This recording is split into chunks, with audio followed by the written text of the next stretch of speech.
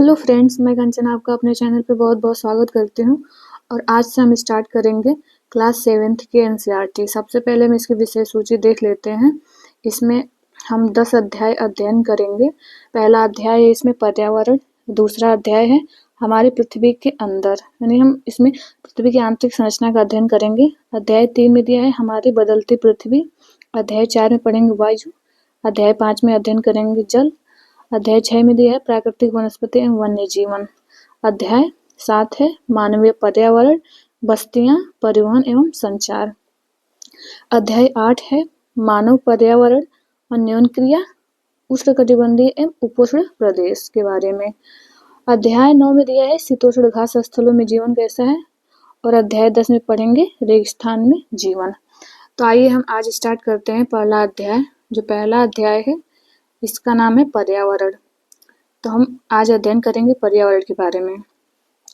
देखिए, जो सबसे पहले हम पर्यावरण का अर्थ जानते हैं। पर्यावरण हम देख रहे हैं, पर्यावरण दो शब्दों से मिलकर बना है, परि प्लस आवरण। परि का अर्थ होता है हमारे चारों तरफ और आवरण का अर्थ होता है ढका हुआ, यानी हमारे चारों तरफ जो भी ढकी हुई चीजें हैं वो हमारा पर्यावरण है। सिर्फ इतना ही पर्यावरण का अर्थ नहीं होता है। कह सकते हैं कि पर्यावरण हमारा वह परिवेश है जिसमें जीव रहते हैं। यह प्राकृतिक और मानव निर्मित दोनों तरह का हो सकता है। पर्यावरण हमारे जीवों के या हमारे जीवन को प्रभावित करता है और बनाए रखता है। साथ ही साथ हम भी अपने पर्यावरण को भी प्रभावित करते हैं। जो पर्यावरण का इंग्लिश शब्द है इन्वायरमेंट, वो फ्रेंच शब्द इन्विरोनिया से बना है। इसका भी अर्थ यही होता है कि हमारे आसपास का। तो जो हमारा पर्यावरण ये भौतिक, रासायनिक और जैविक घटकों से मिलकर बना हुआ है। जैसे इसमें दिया हुआ है कि जो हमारे जीवन का मूल आधार है पर्यावरण है। ये हम सब जानते हैं कि हम बिना पर्यावरण के सभी जो भी जीव जंतु है, वनस्पतियां हैं, सबका एक पर्यावरण है। जो हमारे आसपास जीव जंतुओं, वनस्पतियों का जो सामूहिक समूह है, ये सारे हमारे पर्यावरण का ही हिस्सा है। जैसे हमारे पर्यावरण में हमें सांस लेने के लिए हवा, पीने के लिए जल, खाने के लिए भोजन एवं रहने के लिए भूमि प्रदान करता है। तो ये सारे हमारे पर्यावरण के ही हिस्सा है। यहाँ पे दिया है कि मानव इस प्राकृतिक पर्यावरण को कैसे परिवर्तन करता है। तो हम वर्तमान समय में देख रहे हैं कि मनुष्य अपने पर्यावरण को या वातावरण को कैसे प्रभावित कर रहा है।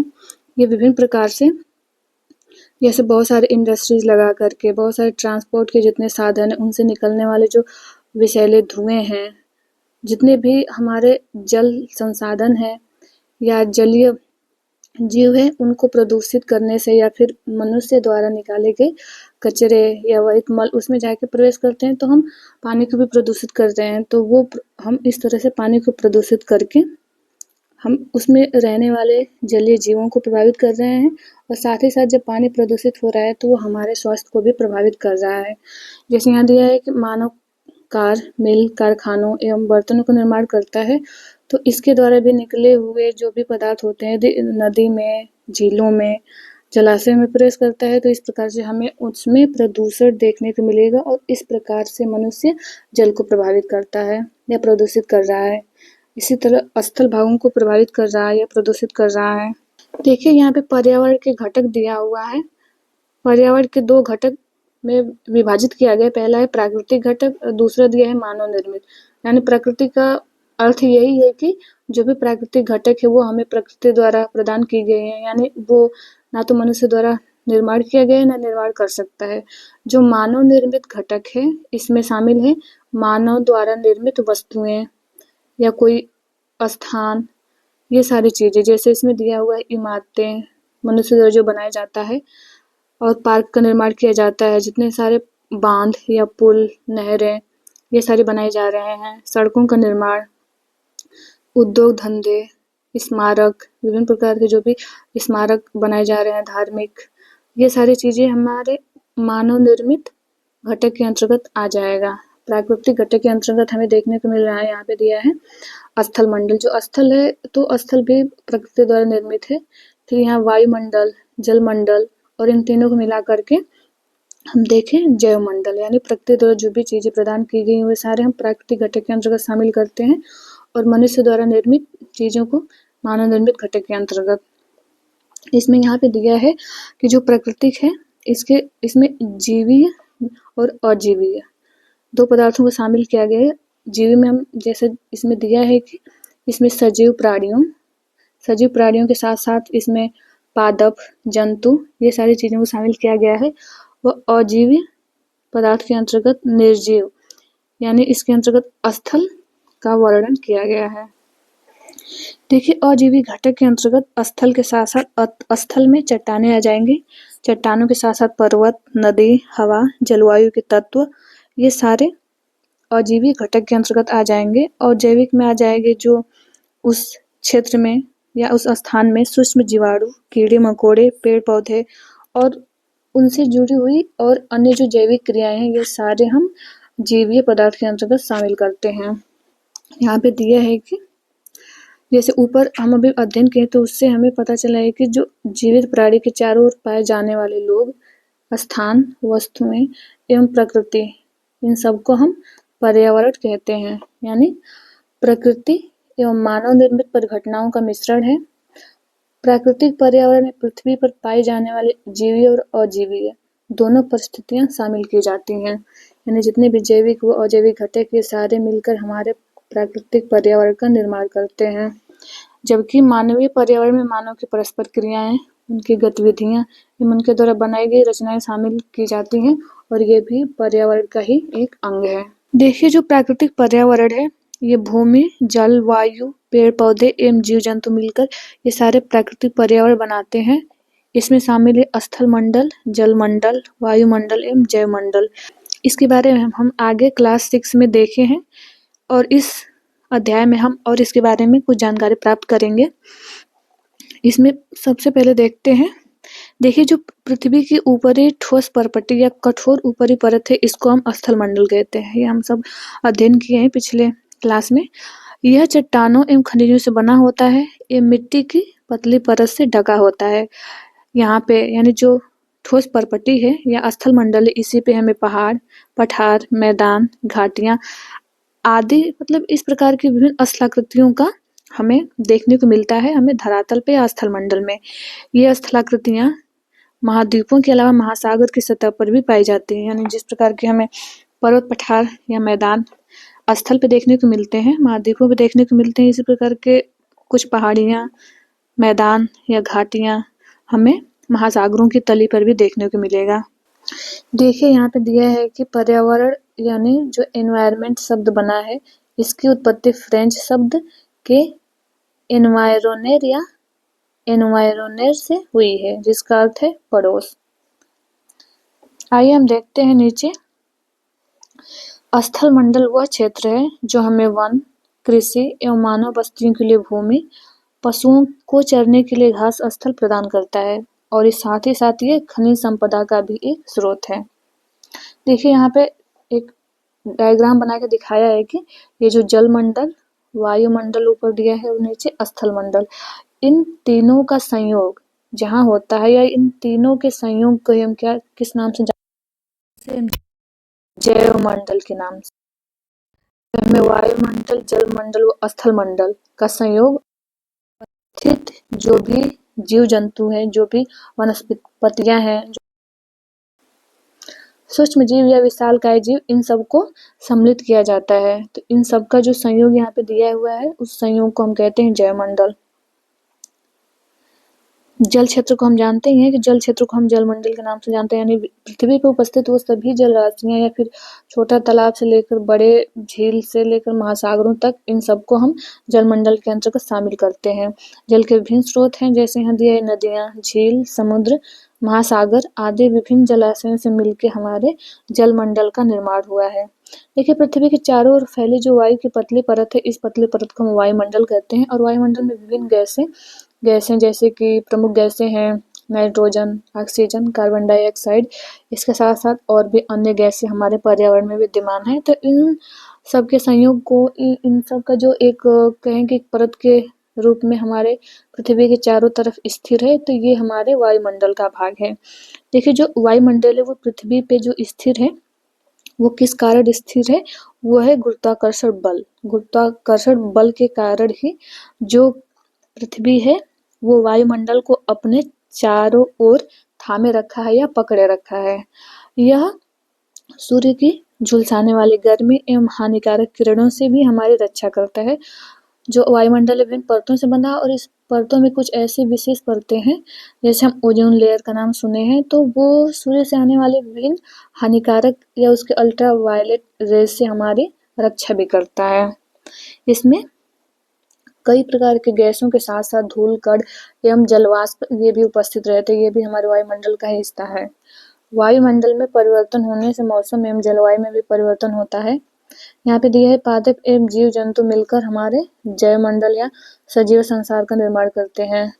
यह पृथ्वी का वह संकीर्ण क्षेत्र है जहाँ पे स्थल, जल एवं वायु मिलकर जीवन को संभव बनाते हैं। आगे दिया है परितंत्र क्या है। देखिए, जो परितंत्र होता है यह वह तंत्र होता है जिसमें समस्त जीवधारी आपस में एक दूसरे के साथ तथा पर्यावरण के साथ यानी एक दूसरे के साथ भी संयोग करते हैं और पर्यावरण के साथ उन भौतिक एवं रासायनिक कारकों के साथ परस्पर क्रिया करते हैं और उन क्रिया करने के साथ उनके साथ संतुलन बना करके उसमें अपना निवास करते हैं। तो जो परितंत्र है, परितंत्र में जो भी सजीव, जो भी जीव जंतु वनस्पतियां हैं, वो अपने पर्यावरण से पारस्परिक क्रिया करके संतुलन बना करके उसमें अपना विकास करते हैं। ये सब ऊर्जा और पदार्थ के स्थानांतरण द्वारा संबंध है। यानी जो हमारा पर्यावरण है उसमें निवास करने वाले जो भी जीव है, वनस्पतियां हैं, सब में ऊर्जा के स्थानांतरण द्वारा उनका विकास होता है और इस प्रकार से अपने पर्यावरण में निर्वहन करते हैं। देखिए, जो हमारा पर्यावरण है इसमें बहुत प्रकार की विविधताएं देखने को मिलेंगी। हमारे पृथ्वी पे हर जगह एक समान पर्यावरण नहीं है। सभी स्थानों की विभिन्नता के कारण, जलवायु की विभिन्नता के कारण हमारे पर्यावरण में भी विभिन्नता देखने को मिलती है। जैसे कहीं हमें बहुत अधिक वर्षा वाले वन मिलेंगे, कहीं घास स्थल मिलेंगे, कहीं रेगिस्तान, कहीं पर्वत, झील, नदियाँ, महासागर, छोटे जल भाग से लेकर बहुत विशाल जल राशि तक के भाग देखने को मिलते हैं। तो इस तरह की विविधता के आधार पे वहाँ का पर्यावरण का भी निर्माण होता है। यानी कहीं कि जिस प्रकार का स्थल रूप होगा, जिस प्रकार की वहाँ पे जलवायु होगी, उस प्रकार से हमें पर्यावरण में भी विभिन्नता देखने को मिलती है। इस मानवीय पर्यावरण जो दिया है इसमें हम देखते हैं, इसमें दिया है कि मानव अपने पर्यावरण के साथ पारस्परिक क्रिया करता है और उसमें अपनी आवश्यकता के अनुसार परिवर्तन भी करता है। प्रारंभिक मानव ने स्वयं को प्रकृति के अनुरूप बना लिया था। यानी उस समय उसके पास उतनी टेक्नोलॉजी, उतनी उसकी बौद्धिक क्षमता नहीं थी, तो वो पर्यावरण के अनुकूल ही अपने क्रियाकलाप करता था। उस समय उनका जीवन सरल था, आसपास की प्रकृति से उनकी आवश्यकताएं पूरी हो जाती थी। और समय के साथ साथ मनुष्य जैसे जैसे उसकी बौद्धिक क्षमता बढ़ती गई, जितने इसके टेक्नोलॉजी के ज्ञान में वृद्धि होती गई, वो जो प्राकृतिक पर्यावरण है उसमें हस्तक्षेप करना शुरू किया और इससे हमें क्या हुआ, इसने बहुत सारे उस प्राकृतिक पर्यावरण में परिवर्तन किया। इसने पर्यावरण में परिवर्तन करने के कई तरीके सीख लिए। सबसे पहले इसने फसल उगाना सीखा, यानी कृषि कार्य करना सीखा। उसके बाद पशुपालन, अस्थायी जीवन जीना सीखा। इसके साथ ही साथ अपने विकास के काल में उसने पहिए का आविष्कार किया, आग का आविष्कार किया, बहुत सारे उसने विकास किए। उसके बाद उसने कृषि कार्य किया तो फिर अनूप जाना स्टार्ट किया कृषि करने से, और फिर उसके बाद कृषि कार्य करने से बहुत सारे वस्तुओं को उत्पादन किया। तो उस समय वो उसमें एक पद्धति विकसित हुई, यहाँ दिया है वस्तु विनिमय पद्धति। यानी वस्तु विनिमय पद्धति में वो क्या करते थे कि कोई वस्तु उनको चाहिए था या खरीदना था, तो उस वस्तु को दूसरे समुदाय को कोई अपनी वस्तु जो उस समुदाय को चाहिए उसको प्रदान करके वस्तु द्वारा ही वस्तुओं का ये आदान प्रदान करते थे, वस्तु विनिमय पद्धति के द्वारा। तो इस तरह से वस्तु विनिमय पद्धति द्वारा ही हम कहें कि ये वाणिज्य का बिल्कुल प्रारंभिक स्तर हुआ। यानी वाणिज्य का विकास इस वस्तु विनिमय पद्धति के द्वारा हमें देखने को मिलता है। वहां से लेकर के वस्तु विनिमय से लेकर के हमें औद्योगिक क्रांति से बड़े पैमाने तक के उत्पादन जो प्रारंभ हुआ, यहाँ तक हमें देखने को मिला है। इसके साथ साथ फिर परिवहन की तेज गति से प्रारंभ हुआ, परिवहन का विकास हुआ, सूचना क्रांति आई, जिससे पूरे विश्व में संचार सहज हो गया और बहुत दूर तक स्थानों पे संचार कर पाना या फिर परिवहन के साधनों के विकास से एक स्थान से दूर के स्थान पे या कहें कि वर्तमान समय में एक महाद्वीप से दूसरे महाद्वीप पे गति कर पाना संभव हो सका है। तो इस प्रकार से मनुष्य अपने प्राचीन काल में प्राकृतिक पर्यावरण के अनुकूल कार्य करता था, उसके अनुसार चलता था। साथ ही साथ जैसे-जैसे मानव के बौद्धिक क्षमता में वृद्धि होती गई, वो प्राकृतिक पर्यावरण में हस्तक्षेप करना शुरू किया और आज प्राकृतिक पर्यावरण या प्राकृतिक घटनाओं को अपने अनुकूल बनाने का प्रयास कर रहा है। तो वर्तमान समय में हमें देखने को मिल रहा है कि जो मनुष्य है, वर्तमान मनुष्य, वो प्रकृति में हस्तक्षेप करने के साथ-साथ प्रकृति को बहुत तरीके से प्रभावित कर रहा है।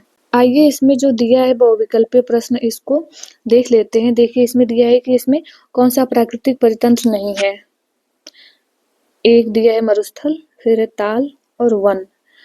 तो इसमें से प्राकृतिक परितंत्र कौन सा नहीं है, तो ये हो जाएगा ताल, यानी ये मनुष्य द्वारा निर्मित किया जाता है।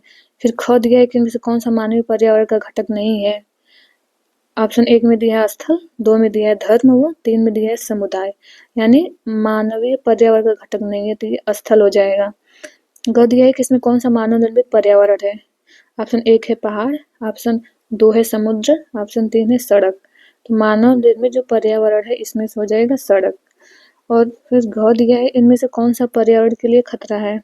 पादप वृद्धि, जनसंख्या वृद्धि और फसल वृद्धि।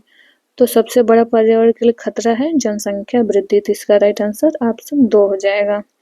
यहाँ पे दिया है सही जोड़े मिलाइए। जैवमंडल, फिर वायुमंडल, जलमंडल और पर्यावरण। तो जैवमंडल दिया है। जैवमंडल में क्या है, देखिए जैवमंडल हो जाएगा वह संकीर्ण क्षेत्र जहाँ स्थल, जल एवं वायु पारस्परिक क्रिया करते हैं। वायुमंडल हो जाएगा पृथ्वी को घेरने वाले वायु की चादर, ये हो गया वायुमंडल। और जलमंडल के अंतर्गत आ जाएगा हमारा जलीय क्षेत्र। और पर्यावरण है हमारे आसपास का क्षेत्र। तो मिलते हैं नेक्स्ट वीडियो में। आपसे हम्बल रिक्वेस्ट है कि इस चैनल को सब्सक्राइब कर लें और अपने दोस्तों को भी शेयर करें। ये वीडियो देखने के लिए आप लोगों का बहुत बहुत धन्यवाद।